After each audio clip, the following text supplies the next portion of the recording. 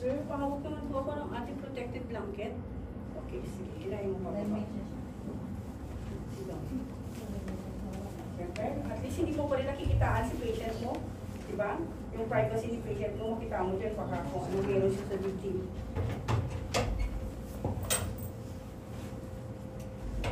Baka mawa kami, anaconda. Anong sunod dito? Ha? Anong sunod dito? Dressing. Dressing. Oh, dressing. Dressing. Yes. After yung dressing, anong sunod?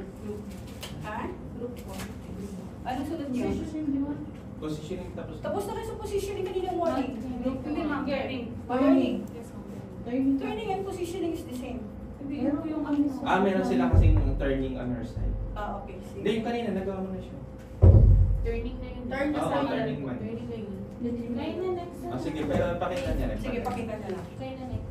Oo nga. Alam mo yung talaman. Ikaw pa. Pa rin yan. Kalipat. So, either way, no? Dito sa harap ng pasyente. Okay? So, start with the weak side. Pali ko muna. Ensure na nakalak natin, ha? Ganda Lock mo talaga, natin matanda, yung- eh. Sabay ko, lock natin.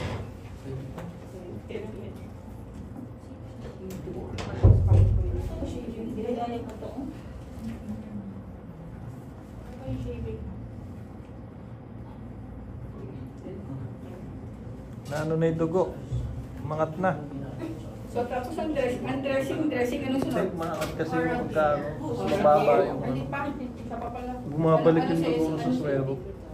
Positioning. Positioning.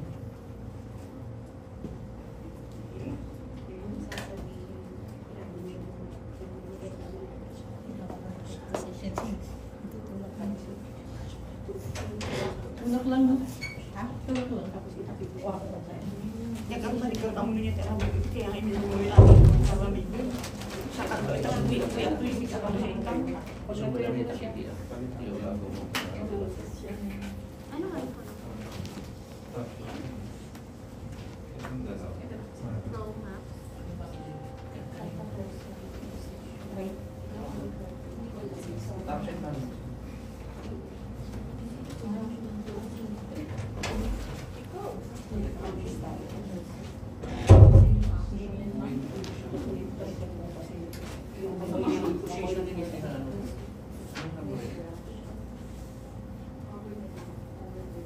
Sino gagawa ng oral care? Kami ba? Sino magpe-perform ng oral care? Ready mo yung gamit na.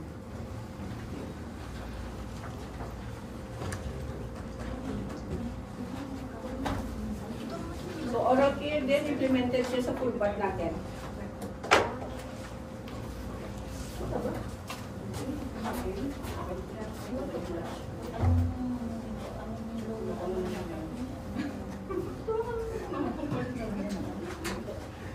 Tumaba ko yung kanina sa taas.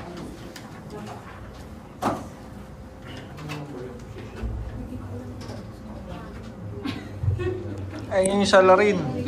Kaya pala.